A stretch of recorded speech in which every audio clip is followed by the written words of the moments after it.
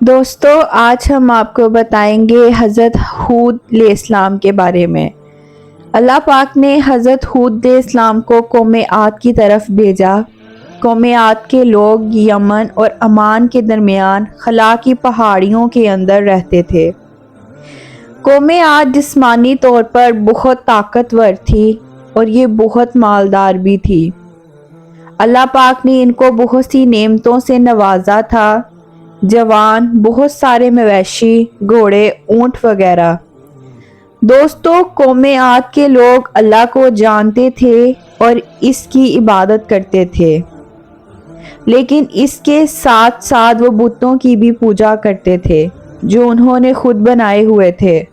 جیسے ہم جانتے ہیں کہ اللہ پاک کے علاوہ کسی اور کی عبادت کرنا شرک کہلاتا ہے اور اللہ تعالیٰ اسے برداشت نہیں کرتے۔ حضرت ہود علیہ السلام نے انہیں بتایا کہ اے میرے لوگو، اللہ کی عبادت کرو، تمہارا اس سے الگ کوئی معبود نہیں ہے۔ اس بات پر قوم عاد کے لوگ آپ سے کہنے لگ گئے کہ اے ہود علیہ السلام، ہمیں واقعی لگتا ہے کہ شاید آپ اپنے خیالوں سے باہر ہیں یا آپ پاگل ہو گئے ہیں۔ ہمیں لگتا ہے کہ آپ جھوٹے ہیں۔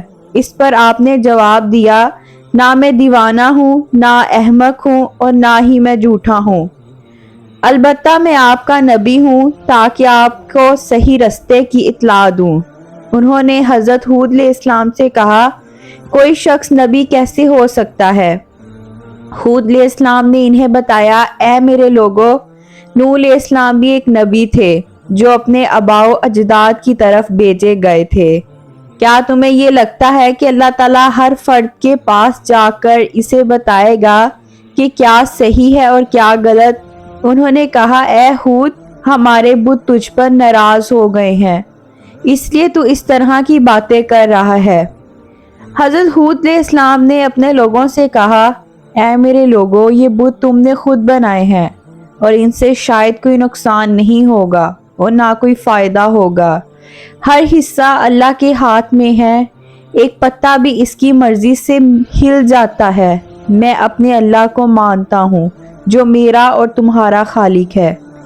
لوگوں نے حضرت ہود سے کہا، ہمیں بتاؤ کہ تمہارا عذاب کب آئے گا جس سے تم ہمیں ہر وقت ڈراتے رہتے ہو؟ اگر تم سچے ہو تو ہم پر عذاب لاؤ۔ پھر ایک دن ان پر اللہ کا عذاب نازل ہوا۔ اللہ تعالیٰ نے بارشیں روک دی اور قحط پیدا کر دیا۔ فصلیں اور جانور مرنے لگے اور قحط کی وجہ سے اچھی طرح سے کوئی نئی فصل کاشت ہونا بند ہو گئی۔ اس وقت قوم عاد پر ہر انسان کو بارش کی ضرورت تھی اور ہر ایک کی نظریں آسمان پر تھی۔ ان کا اہم ارادہ بارش تھا۔ کچھ عرصہ بعد عاد کے لوگوں نے کالے بادل کو دیکھا جو بارش کا اشارہ تھا اور اس پر وہ بہت خوش ہوئے، لیکن حضرت ہود علیہ السلام سمجھ گئے کہ بادل اللہ کی طرف سے عذاب کا ہی اشارہ ہے۔ حضرت ہود علیہ السلام نے انہیں خبردار کیا کہ یہ بارش کا بادل نہیں ہے بلکہ ایک بادل ہے جو ہوا کو شامل کرتا ہے، اس ہوا پر عذاب ہے۔ پھر جب اللہ تعالیٰ نے آپ کو اطلاع دی تو حضرت ہود علیہ السلام اللہ کے حکم کے مطابق اپنے مومنین کے ساتھ شہر سے نکل گئے۔ یہ ہوا تیزی سے بدلنے لگی، اتنی تیزی سے مڑ گئی کہ اس نے لوگوں کو اپنے ساتھ لے جانا شروع کر دیا۔ یہ ایک جیسے لوگ تھے جو کہتے تھے کہ ان سے زیادہ طاقتور کوئی نہیں ہو سکتا۔ وہ ایک دوسرے سے ٹکراتے ہوئے ہوا میں اڑ رہے تھے۔ مردوں، لڑکیوں اور نوجوانوں کی چیخیں سنائی دے رہی تھیں۔ یہ ہوا 7 دن اور 8 راتیں چلتی رہی۔ اس بارش سے ہر حصہ تباہ ہو گیا اور قوم عاد کا کوئی بھی انسان زندہ نہیں رہا۔ ان کے پاس اپنی جان کی ضیاع پر ماتم کرنے والا بھی کوئی نہیں تھا۔